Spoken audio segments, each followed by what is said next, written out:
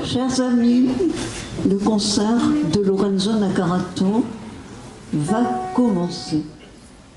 Il a fait sortir le soleil. Alors, plusieurs choses à vous dire. D'abord, je vous le présente un peu. Lui et moi, on se connaît bien. On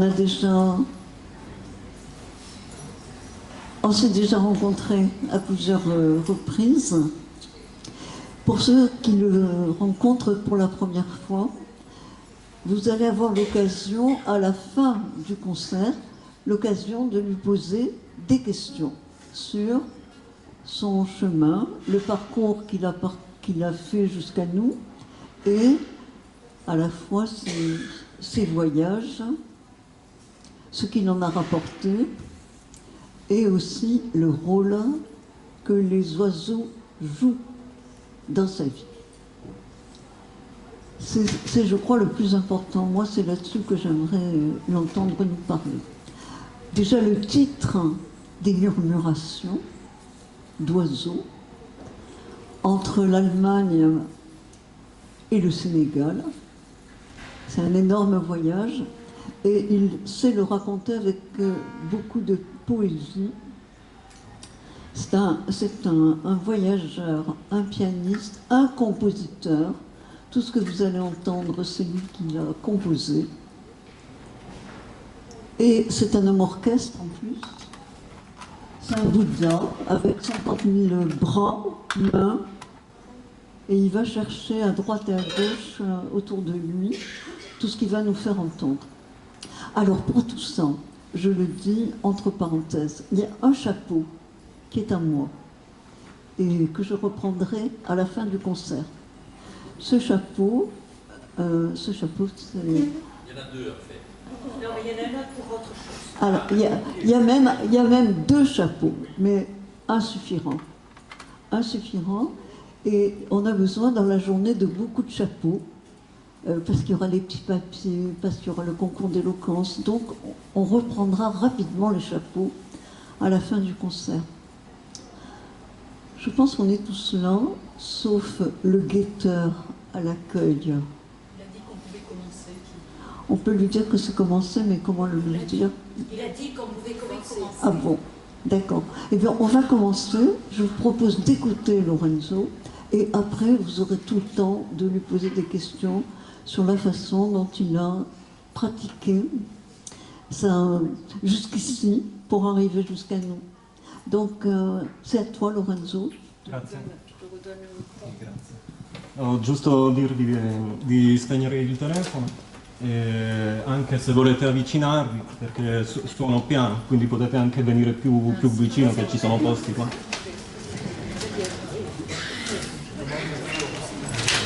Grazie. Sì, quindi buongiorno a tutti e a tutte. Per me è davvero una gioia di suonare oggi per voi. Vi presento uno spettacolo che si chiama Murmurazioni. Non capite l'italiano? No, non c'è problema perché ho l'intelligenza artificiale con me. Quindi...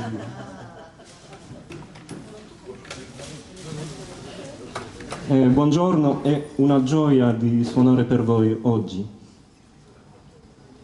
Bonjour à toutes, bonjour à tous. C'est une grande joie de jouer pour vous aujourd'hui. Vi presento uno spettacolo che si chiama Murmurazioni. Le spectacle que je vous présente s'appelle Murmuration.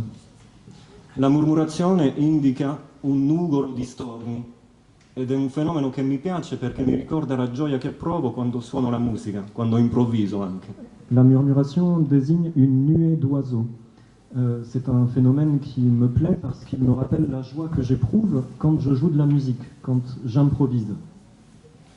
Quando uno improvvisa impara a stare in ascolto, e cioè a poter cambiare anche la traiettoria delle sue idee, come la traiettoria di un volo. Quand on improvise, on apprend à être toujours à l'écoute. On apprend à pouvoir changer la trajectoire de nos idées comme la trajectoire d'un vol. Sì.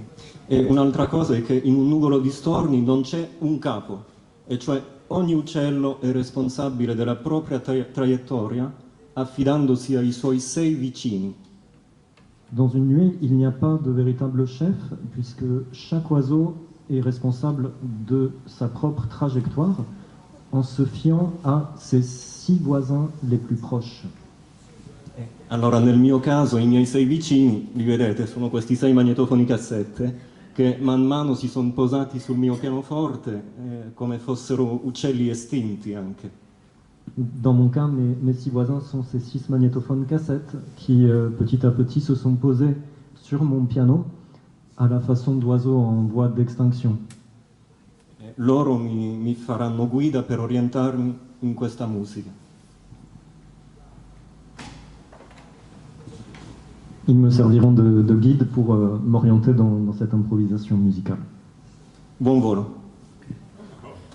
Bon vol.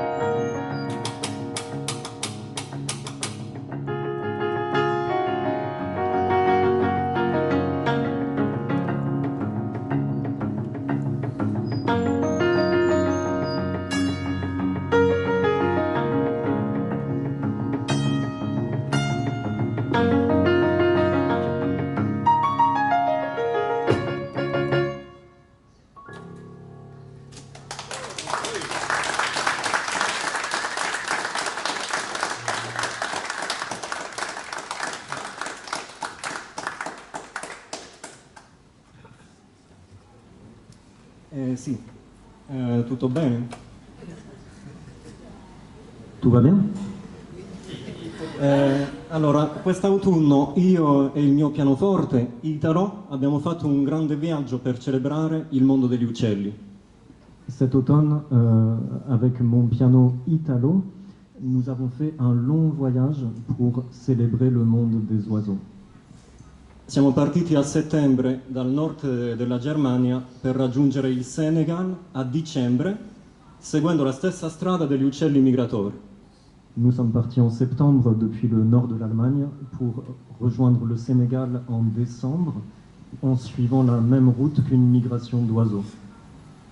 E allora durante questo viaggio ho fatto concerti, ma abbiamo anche registrato canti di uccelli, incontrato ornitologhi, ho suonato per delle scuole, ho fatto concerti nei parchi naturali, in un'azienda di cassette anche, in cinema, un sacco di Alors cose. pendant ce voyage, on a fait des concerts, on a aussi rencontré des ornithologues, enregistré des chants d'oiseaux, nous avons joué dans des parcs naturels, dans des écoles, dans des salles de cinéma, même dans une usine de cassettes. E tutta questa avventura si è conclusa una volta giunti in Senegal con una residenza artistica alla Villa Ndar.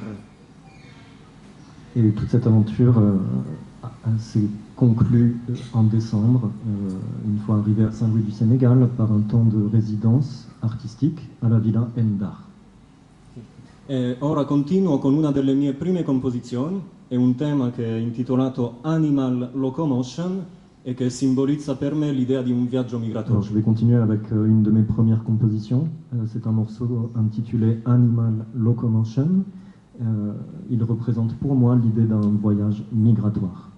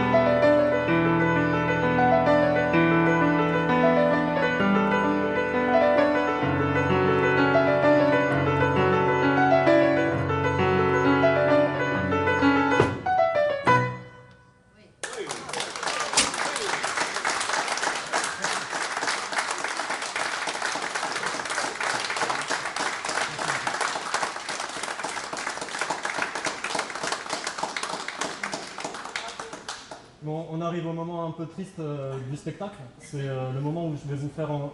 Ah oui, bah, je suis pas que italien, mais... vous vous en doutiez, je pense. Alors déjà en italien, vous savez, on dit le traducteur, le traître. Il ne faut pas se fier aux traducteurs et aux interprètes. On dit traduttore et traditore. C'est l'expression. Mais je vous ai pas tant trahi parce que moi, depuis 4 ans, je me suis intéressé au monde des oiseaux d'une manière aimante et plus attentive. Et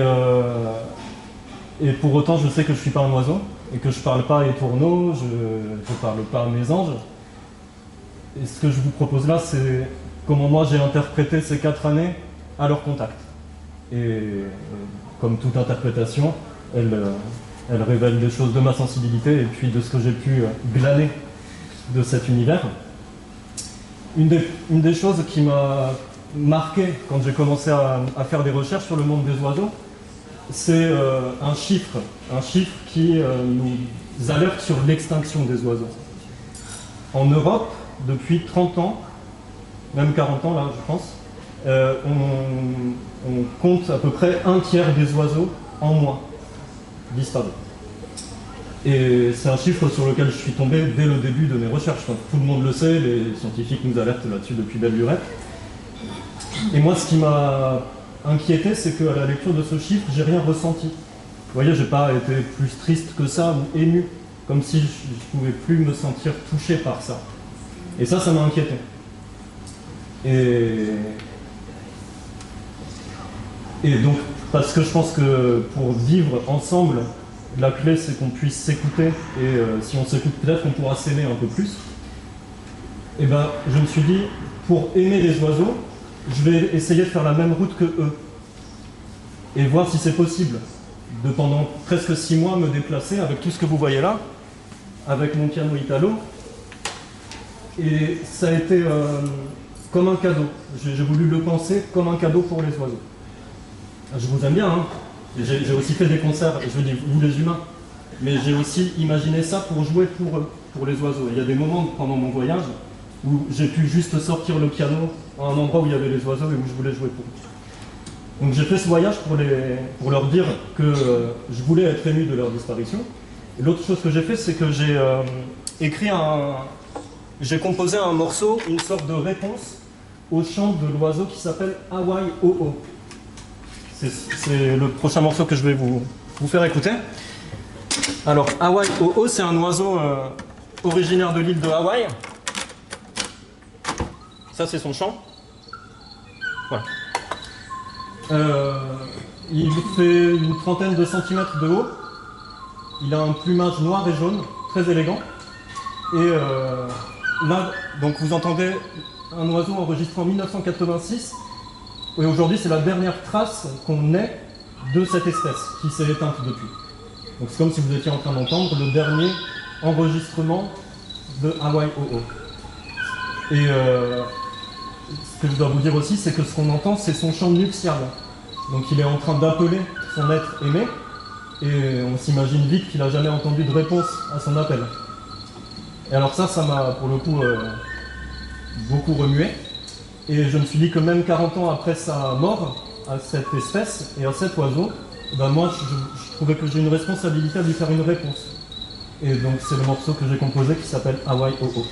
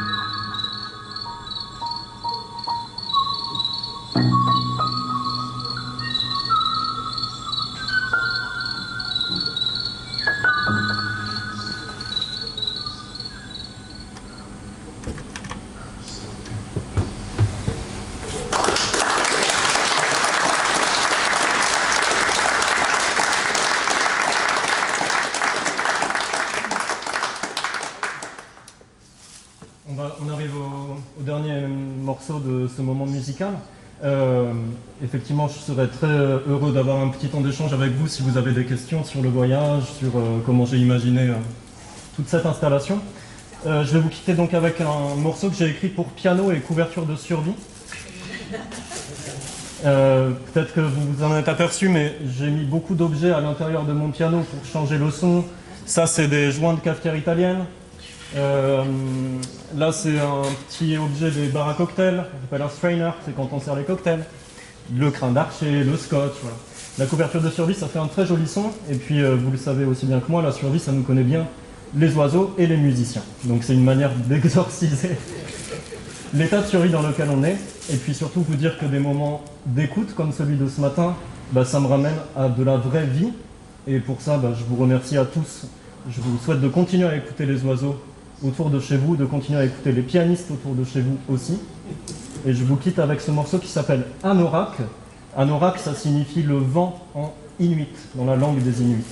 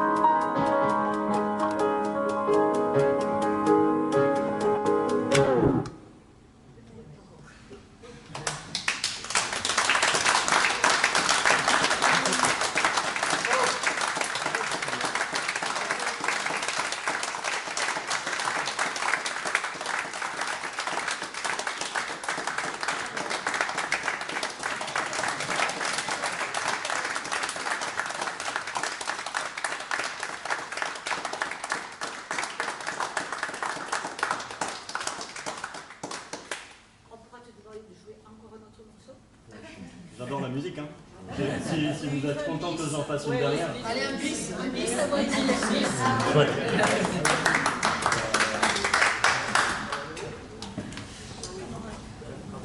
Je l'avais un peu prévu.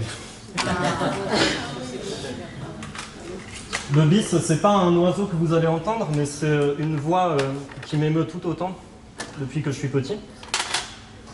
Je vais vous jouer un morceau en accompagnant Nina Simone.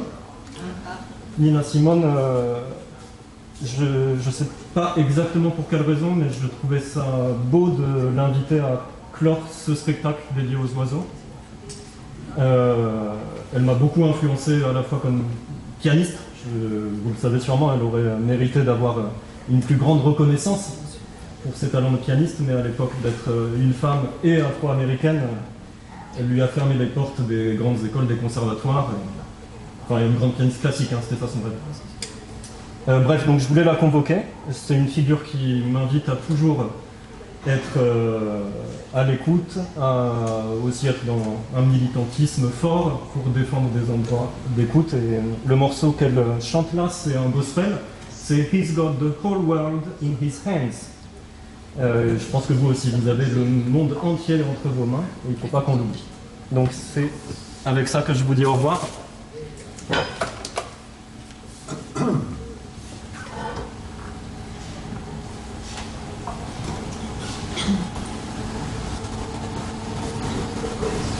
He's got the whole world in his hands. He's got the whole world in his hands. He's got the whole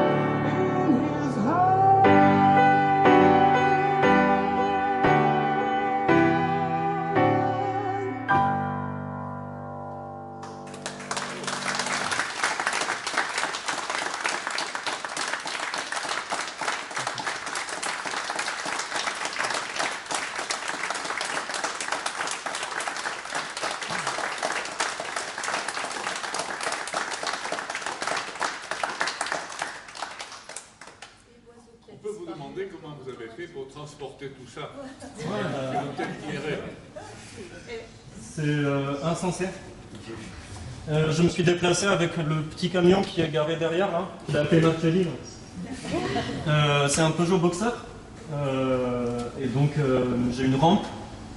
J'ai travaillé avec un ébéniste de Figeac qui m'a aidé à faire fabriquer des systèmes de poulies. Parce qu'en étant seul, descendre un piano, c'est quand même une opération compliquée, et le remonter aussi. Donc, je fais ça à la poulie avec des cordages.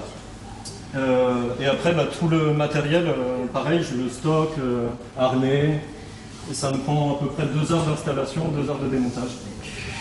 Et 2 heures d'accordage? Non, les magnétophones sont par nature faux. Et mon piano supporte très bien le fait d'être un peu désaccordé. Donc ça me contrariait pas trop.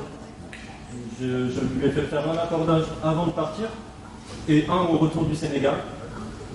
Et voilà, il était content de retourner voir le mécanicien, mais ça... Est-ce qu'il peut avoir encore un petit peu de l'oiseau qui a disparu? Écoutez, Hawaï, oh oh. Ah oui, bien sûr, oui. Mais avec toi, pas que... Ah, vous voulez que je rejoue du Hawaï, oh oh. Ah, je peux vous expliquer comment je l'ai composé, si ça vous intéresse. Je vais essayer de faire vite parce que mes morceaux, ça me prend longtemps à les composer, donc je peux en parler longtemps. Vous m'entendez bien a cappella? Ah oui. La première idée que j'ai eue, c'était de détacher du chant de l'oiseau. C'était une idée purement manuelle. Je dis manuelle parce que souvent je me fie beaucoup au plaisir de ma main pour trouver des agencements. Et alors là, l'agencement que j'avais, c'était ça.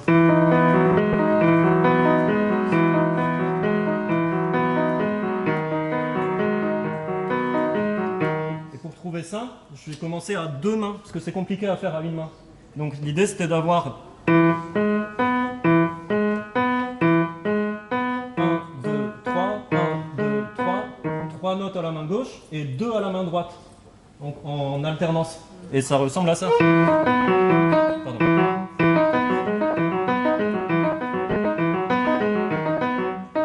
Main droite et la main gauche seule. Les deux ensemble.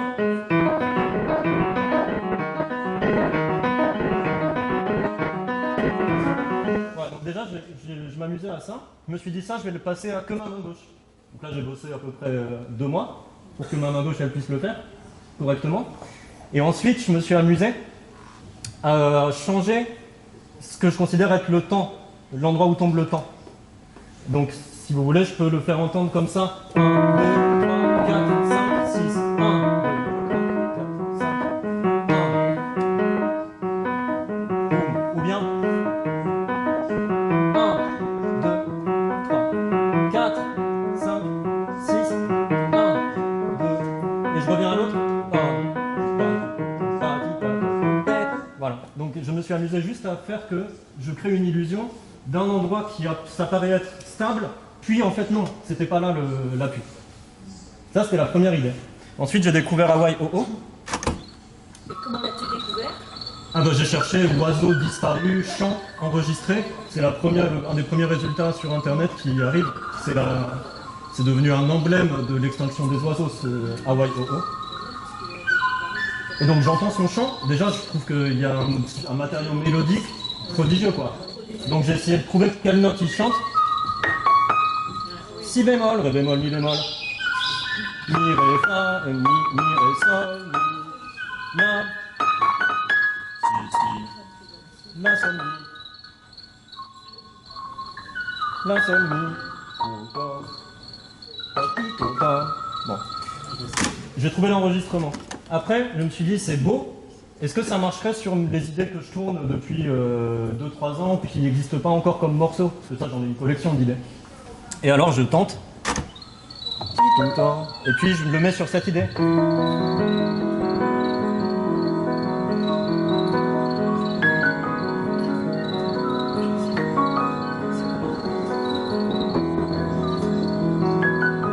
Voilà, c'était fait pour. Immédiatement, je savais que c'était juste. Et l'autre...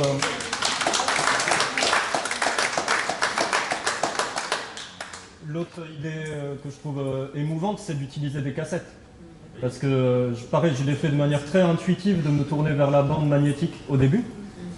Juste parce que je cherchais ça comme un goût, comme une texture sonore qui, pour moi, me provoquait une émotion. Mais ça a pris une profondeur incroyable d'utiliser ce matériau. Déjà, c'est des cassettes dont j'enlève la bande d'origine, puis je prends de la bande que je coupe avec des ciseaux, que je scotche à elle-même, et ça me fait une boucle. Et je remets la boucle dans ma cassette, et ça se lie à l'infini. Oui, c'est une cassette sans fin, en français on dit. Et les cassettes sans fin, j'ai découvert plus tard qu'elles étaient utilisées par les chasseurs et les ornithologues pour mettre des chants d'oiseaux et s'en servir d'appôt. Donc même le support était immédiatement lié au monde des oiseaux. Puis l'autre truc que je trouve beau, c'est que ça fait le même poids que des petits passereaux, une cassette. Et quand je vois des écoles, ils n'ont jamais vu ça. Tout ça, ils pensent que c'est des grippins, en général. Je leur explique que non, c'est des instruments de musique. Et, enfin, pour moi. Et puis les cassettes, pareil, ils connaissent pas. Donc je leur fais manipuler, je leur montre qu'il y a la musique qui est enregistrée sur la bande. Et ça donne quelque chose de très palpable de se dire que ce poids-là, il y a des oiseaux qui traversent la même route que j'ai faite, moi. De l'Allemagne au Sénégal, ils traversent le Sahara. Et moi, c'est prodigieux. Jamais plus je regarde un oiseau pareil depuis que j'ai fait ce voyage. Donc mettre Hawaii sur cassette, je le trouve aussi très parlant, à plein d'égards. Tu peux nous parler des écoles, des élèves que tu as rencontrés un petit peu, par-ci par-là? Ouais. Ce qui m'importait, c'était de pouvoir arriver dans des classes, soit des écoles primaires, soit des collèges. J'ai rarement fait des lycées. Et amener le piano dans cet environnement-là d'une école, leur montrer qu'est-ce que c'est une possibilité de vie pour un musicien quand il se déplace. Et donc là, leur dire que moi, j'ai pris la décision de me déplacer avec le piano. Et pourquoi je veux quand même me déplacer? Parce qu'on est dans un contexte où l'industrie musicale est dramatique en matière d'écologie. Soit, les trois quarts des gens qui vont voir des spectacles, c'est dans des zéniths pour plus de dizaines de milliers de personnes, et ça n'a pas de sens. C'est le volume en fait qui est absurde. Donc moi, je me suis dit, ce qui aurait du sens, c'est d'arrêter tout bonnement de faire des concerts, ou alors de jouer vers chez moi, autour de Toulouse. Mais si je dois imaginer un voyage, je voulais lui donner un sens profond, et que ça soit pas juste je pars en tournée comme j'ai pu partir en tournée par le passé. Donc éveiller la conscience des enfants aussi sur ça, sur comment on se positionne aujourd'hui sur le voyage, les déplacements. Et après, je leur faisais à tous écouter Hawaii Oh Oh. Et je leur ai dit, on va avoir un cri de ralliement. Quand je reviendrai vous voir, on le siffle et on se reconnaît comme ça, on sait que... Donc il y a plein d'enfants de l'Allemagne jusqu'au Espagne, France, Maroc, Sénégal qui ont appris Hawaii Oh Oh. Et juste ça, c'est important. Ouais. Oui, je voulais juste... ton voyage, ton déplacement avec le piano me rappelle, c'est juste une anecdote, Marc Vella, oui. le voyageur amoureux, je ne sais pas si vous le connaissez. Il a travaillé pour l'UNESCO et il se déplace avec son piano à queue. Il était à Toulouse il y a une quinzaine d'années, je l'ai rencontré 2 ou 3 fois. Ouais, chanté pour la paix, etc. Marc Vella, si ça vous intéresse, il a fait... Tout à fait. Extraordinaire avec son piano, il a fait de grands voyages aussi. Ouais, j'en ai entendu parler en me mettant à déplacer mon piano. Je connaissais pas son existence avant. Je me sens une grande parenté avec ça. Puis il faut vous imaginer que, bon là vous voyez toute l'installation. Il y a une forme de complexité et d'effort colossal à déplacer ça, à l'installer pour les concerts. Mais je voulais le faire. Mais il y a aussi des moments où j'ai juste sorti le piano au milieu du désert ou dans une forêt. Et il y a une magie incroyable à déplacer ces instruments-là et à les mettre à des endroits où il n'y a jamais eu de piano. Ce qui est intéressant, c'est qu'il y a un piano à roulette aussi. Comme Marc Vella, oui. Dans la ville, dans les rues, il fait des choses, il a fait des caravanes. C'est la caravane amoureuse ouais. pour lui. Alors ce que je voulais compléter aussi, c'est par rapport aux disparitions des oiseaux, de 30 à 35% actuellement, en quantité, en volume, si on peut dire, et on sait d'où ça vient. L'homme, il est pour quelque chose avec les pesticides, la déforestation, les campagnes, etc. Mais le plus inquiétant, et en même temps peut-être c'est normal aussi, parce que c'est la quinzaine de disparitions d'espèces qui sont dénombrées actuellement. Tu as cité le Hawaii Oh Oh. Hawaii Oh Oh, mais il y en a de grandes quantités qui disparaissent ailleurs. Et il y en a aussi des variétés, avec des nouvelles espèces qui apparaissent. Il faut s'en inquiéter, mais en même temps, il faut être conscient que le plus grave, c'est la disparition liée à l'homme, qui est pas naturelle. En tout cas, merci de nous avoir fait penser à tout ça. Oui, pardon, je vous en prie. Je voulais savoir, vous veniez au milieu des oiseaux, est-ce que les oiseaux vous entendaient? Ah. On t'entend. La question, c'est si quand je m'installais en plein air, les oiseaux dialoguaient ou répondaient à ma musique. Venez sur le piano. C'est arrivé plusieurs fois. Notamment au Sénégal, c'était la conclusion de mon voyage. C'était où, dans le Djoudj que tu as joué? Non, j'ai visité le Djoudj et j'ai enregistré des oiseaux là-bas. Mais j'ai joué à Gandiol, c'est au sud de Saint-Louis, sur la langue de Barbarie.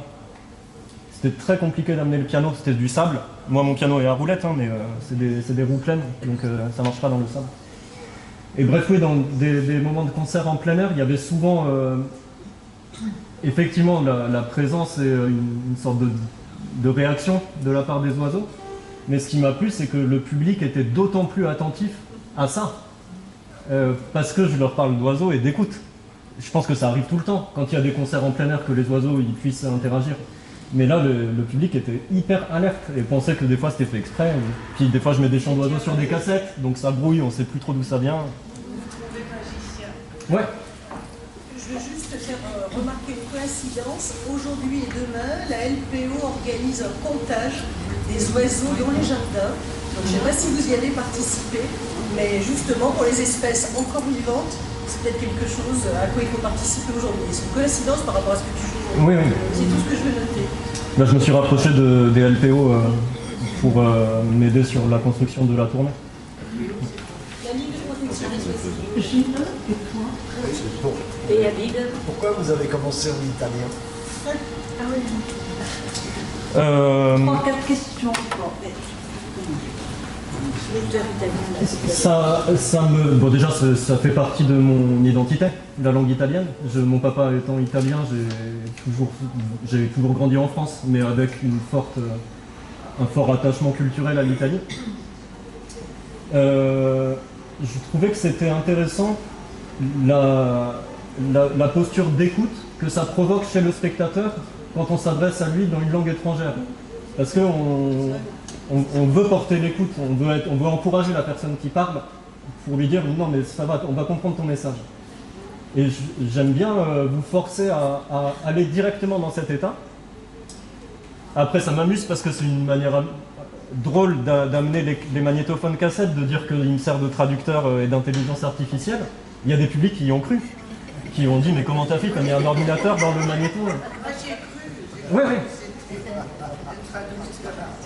Alors que non, il y a un petit bonhomme qui est caché dedans et qui traduit tout le temps. Il me prépare le café aussi. Donc ça m'intéressait. Et puis le moment du dévoilement, qui aussi provoque souvent un effet. Voilà, c'est surtout ça. J'avais une question. Vous m'entendez? Oui, très bien. Vous composez de la musique. Vous vous faites écouter des oiseaux qui chantent. La question que je vous pose, parce que vous composez, vous avez l'inspiration. Donc, si vous êtes à court de l'inspiration, est-ce que par hasard, vous avez une supériorité sur presque tous les autres compositeurs? C'est que vous sentez comment volent les oiseaux. Je vous pose la question, est-ce que vous avez le sentiment profond de sentir comment volent les oiseaux? Vous appartenez à une espèce et c'est une autre espèce. Donc, vous faites une sorte de passeur interespèce. Est-ce que je me trompe? Est-ce que ce n'est pas ce que je dis?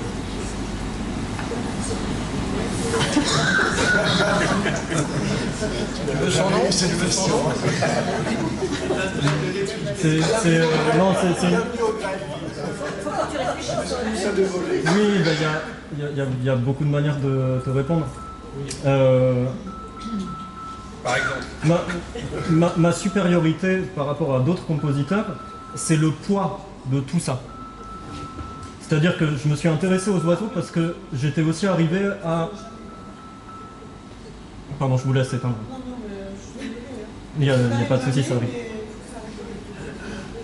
Au moment où je m'intéresse aux oiseaux, c'est un moment où j'ai un vrai doute sur ma capacité à continuer à vivre en étant un musicien dans cette société. Il y a 4 ans. Ça coïncide avec le moment du confinement, qui a aussi été un moment de grande instabilité professionnelle pour les métiers artistiques. Et moi, ça fait plus de 15 ans que c'est mon métier. Et c'est mon métier, c'est-à-dire que je ne suis pas très fortuné. Alors, ce métier-là me permet de payer mon loyer. Donc j'ai un rapport de survie au fait de vivre de la musique. Ce qui n'est pas le cas de certains artistes aussi. Et alors au moment du confinement, je me dis, en vrai, je ne sais plus si j'ai l'énergie, et je ne vois pas forcément de manière de continuer à faire ce métier qui continue à être aussi noble et avec autant d'amour, parce qu'il faut vous imaginer que j'aime beaucoup la musique. Et donc je suis dans ce moment de vrai questionnement, et c'est là où j'ouvre la lecture de Habiter en oiseau. C'est un livre qu'a écrit la philosophe Vinciane Després, où elle s'intéresse à notre rapport à l'habitat, au territoire, à la manière dont un territoire il existe, parce que les oiseaux le font, ce territoire, par leur présence, par leur habitat chanté, par leur déplacement aussi. Et je lis ça et je me dis, en vrai, habiter en oiseau, c'est proche de ce que j'essaye de faire en habitant en musicien. Et ce livre-là va me dire, peut-être que je pourrais plus faire ce métier très longtemps, en tout cas ce seul métier. En tout cas, je veux essayer de faire exister cette performance-là, de me déplacer avec un spectacle et de suivre des oiseaux, pour comprendre, essayer de comprendre à mon échelle d'humain leur rapport aux distances et au territoire traversé, à la migration. Et donc, quand j'arrive au nord de l'Allemagne, c'est la première fois de ma vie où je vois des grues, par exemple. J'ai jamais grandi dans des endroits où il y avait des grues qui passaient. Elle migre, elle passe au-dessus, là. Vous avez jamais... Non, jamais. À Toulouse, jamais. Moi, j'ai les martinets vers chez moi, ou les étourneaux. Et donc, le fait de voir les grues a été une sorte de récompense infinie des 4 ans que j'ai mis pour fabriquer ce projet. Et de l'énergie colossale déployée, de la difficulté, et tout et tout. Le moment où je vois les grues, et où je sais que je vais faire la même route que certaines des grues que j'observe en Poméranie, là, vers Rostock, et je me dis, alors vous, mes cocottes, je suis avec vous jusqu'à l'Andalousie. Et ça a été le cas. J'avais fabriqué ma route en essayant de me baser sur des cartes d'atlas migratoire et tout, et elles sont réapparues tout le temps. Donc ça me donne une forme de supériorité parce que je me sens musclé. Et je sais que mon amour de la musique, il est renforcé. Oui, alors mon intervention finalement rebondit un peu sur ce qu'a demandé Guy et sur ce que vous venez de dire. Parce que depuis le départ de ce concert, je cherche une représentation, justement, quelque chose de descriptif, un musicien qui dépeint, peint, interprète l'oiseau et le décrit. Alors ça me rappelle évidemment le bourdon de Rimsky-Korsakov, okay, où effectivement le bourdon s'élève, les notes s'élèvent aussi, il descend, il est lourd, c'est le printemps, le soleil brille, tout y est. On est effectivement dans une posture, comment dirais-je, c'est presque un cinéma, on est dans une posture où le visuel prend le dessus, et la description est parfaite, et l'interprétation, justement, le média, qui est le piano, ou l'orchestre en l'occurrence, très bien dépeint toute cette scène. Et depuis le début de votre concert, j'ai le sentiment que ça n'a rien à voir. On n'est pas dans une posture extérieure, oui, et on ne regarde rien. Ce qui est essentiel, c'est que vous avez une musique qui nous fait, qui nous prend, qui nous prélève comme ça, et qui est bien plus qu'interprétative. Elle est immersive, elle est incorporée. Et dans votre discours, il n'y a pas d'autre terme que sensibilité, je les suis, je veux, comme ils sont des oiseaux, je veux être un musicien. Et j'ai fini par comprendre quelle était la différence. C'est que tout ce matériel autour de vous, c'est l'oiseau. Vous constituez complètement, avec ce que j'ai devant moi, l'oiseau. Et alors, ce qui est extraordinaire, c'est le fait que lorsque vous prenez une cassette, vous ne prenez qu'une partie de vous-même, c'est-à-dire que vous soupesez vous-même, vous incorporez la fragilité du petit oiseau que l'on peut porter. Tout ça est vécu à chaque seconde, et tout cet appareillage, c'est l'intérieur, ce sont des correspondances qui font que vous êtes au milieu de cette bête magnifique et que vous en êtes le cœur volant. Voilà. Et vous les suivez en plus, physiquement, vous les suivez. Bravo. Alors, est-ce que Habib, tu oses prendre la parole après ça? Oui, j'ose parce que c'est un témoignage complémentaire. Moi, je suis membre de la confrérie des oiseleurs de Marrakech. Ah, mais j'ai joué chaque jour. J'organise chaque année la rencontre des oiseleurs. Donc, une fois en septembre, c'est les oiseleurs. Et à Pâques, j'organise la soirée des Gnawa, des confréries initiatiques musicales de l'Afrique subsaharienne. Donc, pour la confrérie des oiseleurs, nous avons dans notre ordre spirituel un référent important, c'est la conférence des oiseaux de Attar, que vous connaissez certainement. C'est un mystique musulman d'origine persane. Et dans cette rencontre des oiseleurs, nous avons un manifeste qui a été rédigé il y a 30 ans en présence d'un grand écrivain marocain juif, Edmond Amran El-Mallah. Et ce testament pleure et en mémoire des jardins perdus de Marrakech. C'est-à-dire que ces jardins rasés avec des buildings de béton a rasé les jardins de Marrakech et les chardonnerets de ces jardins, désormais, ils sont maintenant dans des cages. Nous avons perdu les chardonnerets, mais les oiseleurs que nous sommes élèvent les oiseaux, les chardonnerets. Et alors, ce qui est intéressant, dans le dialogue et notre fréquentation avec les chardonnerets, de chaque jardin, il y a des témoins qui ont 40-50 ans, qui viennent à notre confrérie et qui sont quelquefois des apprentis ou des compagnons ou des maîtres, en fonction de la capacité de dialoguer avec le chardonneret. Donc il y a ceux qui sont le niveau d'apprenti qui ne disent que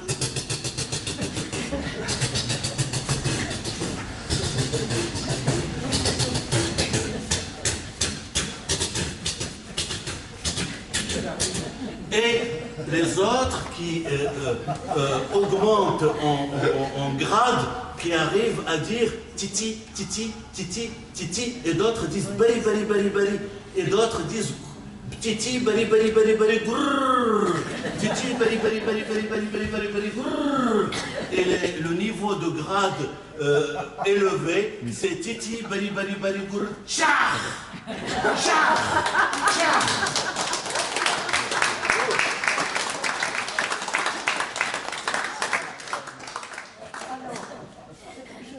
Je vous propose deux choses. Applaudir à nouveau.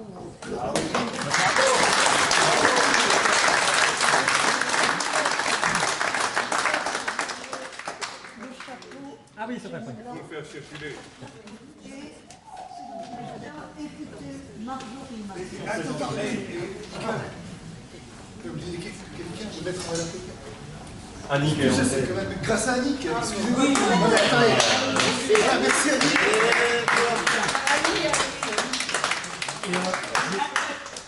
Non, je voulais juste vous dire, bon, pour ceux qui ont la possibilité ou l'envie de contribuer à ce chapeau, je vous remercie.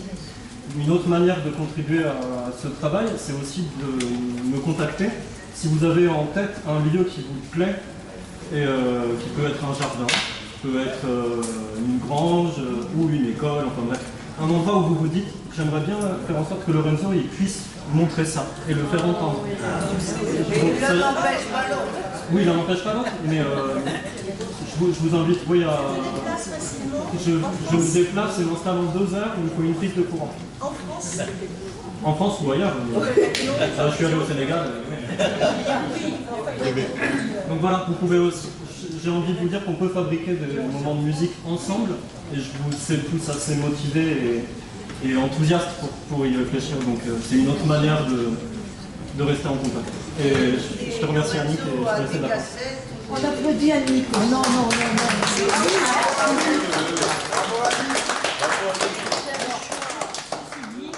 Lorenzo, ça fait je ne sais pas combien de temps qu'on se connaît. On s'est rencontrés dans une autre association. Il se trouve que nous avons eu la chance avec André, chez André. On nous demande, est-ce que vous avez un piano chez vous? Oui, parce qu'il y a Lorenzo qui cherche un piano pour s'entraîner, pour jouer, donc bref.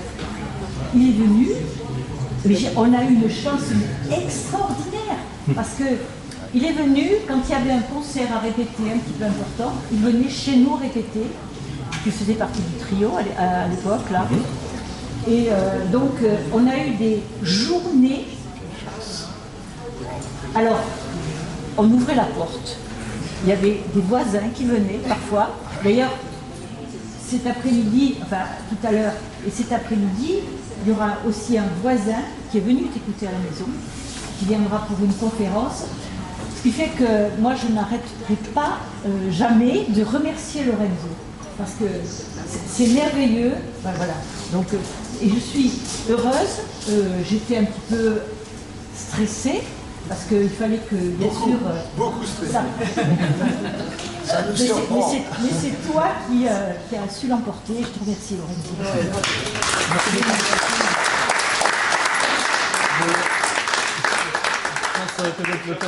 Le piano va rester là un petit temps et voilà, n'hésitez pas à revenir.